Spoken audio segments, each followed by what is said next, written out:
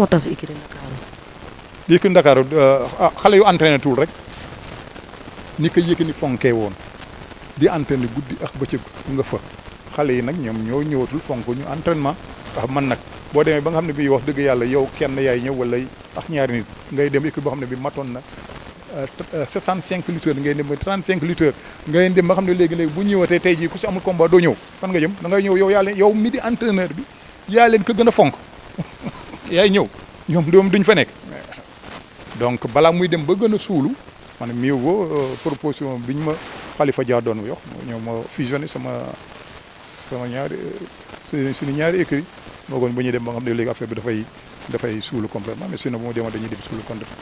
complètement doo ñëw toog nag nit ki nag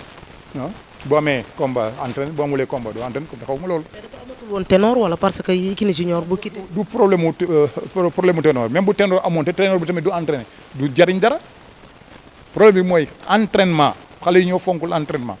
xale yi ni ñu doon entraîné léegi bu ñu amee ñëpp boo ko wëree si écurie yëpp noonu la ku si am combat entraîné benn nga si gis ñu entraîné régulier waaw xale yi ñoo fonkutul entraînement pour ñoom affaire li ñu gën a fonk daal si man mooy sëriñ am nañ combat dem nañu wëri ji jël nañ seen temps seen alal lépp dem wuti ji ko sëriñ mais fonk entraînement wuti ji xam-xam ku la jàngal balaa ku la wax si bëre loolu la xale yi fonkul waaw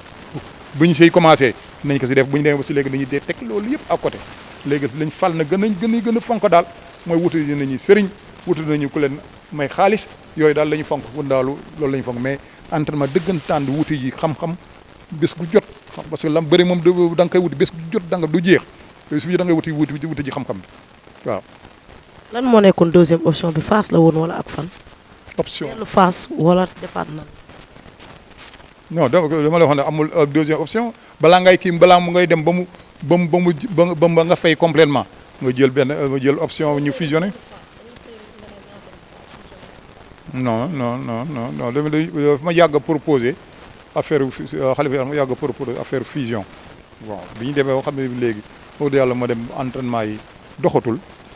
man ak manager bi ñoo fay nekk wala man ak benn lutteur wala benn ak ñaari lutteur ñu mat 3 ma ne lii balaa muy dem ba ne këmëj am yow moo def fusion bi voilà. ñu ci bés bu mag mu diggante en tant que entraîneur tey ñu gis kii taxaw Boy Niang ki nga xam ne mooy Balla Gaye 2 tey mu nekk xale ak mag même différence d'âge bi bariwul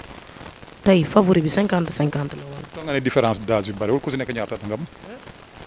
tey buñ ne dañ naan Balla Gaye mag la waaw Boy Niang xale la non mënumaa xam âge bi mais xam nañ ne Balla Gaye moo mag Boy Niang. waaw ma dama la man kat dama la différence d'âge bi ñaata la waaw comme dëgg. ba Bombardier magee woon na Balla Gaye 10 ans bi muy bëreeg moom 10 ans la ko magee seen deuxième ko. ma doon laaj est-ce que bii tamit est-ce que amul ñu matul 10 ans bon je sais pas war na ko mat war nañu am différence d'âge boobu daal mais li si nekk daal mooy xale la ak mag mi toujours dafay demee ak xam-xamam maanaam yàgg di bëri expérience bi. xale bi nag moom bu ñëwee moom moo yore dooleem moo yore ndaw moom moo bëgg daan le champion xale bi mooy defi ji lépp mooy wuti ji mooy fekk yi mooy jéem pour ñëw daan le champion mu xam ne loolu moo koy may tour mu ne daan na champion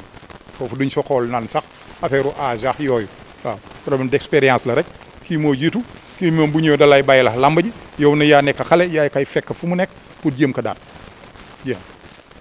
est-ce que Gris keroog bi muy bëreeg Balla Gaye ndax gis nañ ne Gris keroog lu bari moo ko def ci làmb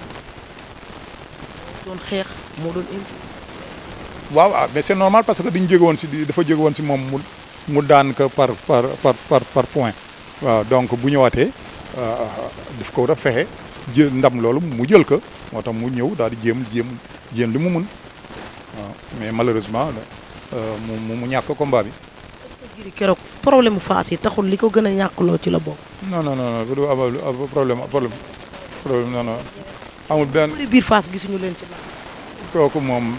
loolu moom ak làmb ñooy am li nga àndal nii ba pare ngeen doon la ànd mais amul benn effet boo xam ne mën na ko def problème d'entraînement la rek ak li ngay ñëwee ak li ngay indi waaw mbër mi moom entraînement dafa yéex a prép dafa toog 4 ans yi mu bëriwul mu feebar si diggante bi électrocuté donc mu yéex a commencer les entraînements tout court dafa yéex a reprendre les entraînements bu teeloon reprendre les entraînements doon na génn si combat bi. Gris Balla Gaye mu metti ñu ne Gris mag la Balla Gaye xale la Gris ñëw jël Ama Baldé mi nga xam ne moo leen gën a féete xale est-ce que du risque ci Gris ñu bëri nee nañ Gris amul conseil. waaw bu fekkee ne ñoom seen xam-xam moo ne amul conseil moo ne man duma dara kon kañ waaw. wax mu ne la Gris lu tax muy jël Ama Baldé bëree nit ñi Bombardier lañ ko gënoon a xalaatal wala keneen. kon li ñu koy xalaatal kontewul bër la kuñ ko war a jox dafa war a bëri si fin carrière lay nekk waaw dafa war a bëri waat mbër la dafa war a di bëri tout le temps mois bu jot normalement mois bu jot da nga war a topp di bëri mais yenn waxin yi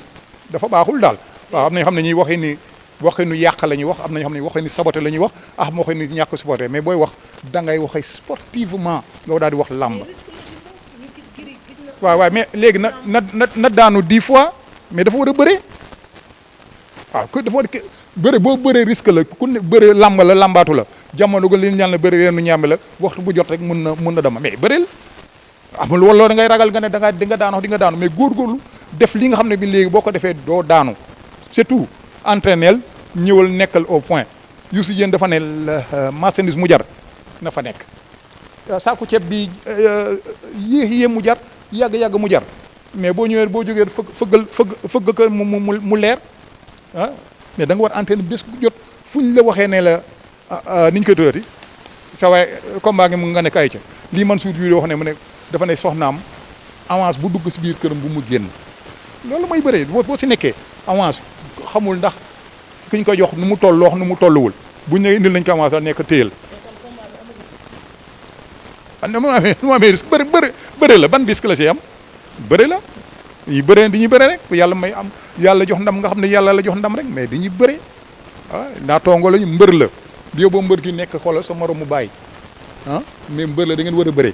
am ko mbé ba mu toll nu ko neex mais da ngeen war a bëre la rek xam-xam la nga indi sa xalaat mu indi xalaatam nga entraîné ba suur mu entraîné ba suur waaw entraîné daal di jàpp ngeen daje ngeen bëri ku si nekk ngeen lambaatu lamba la da ngay lambaatu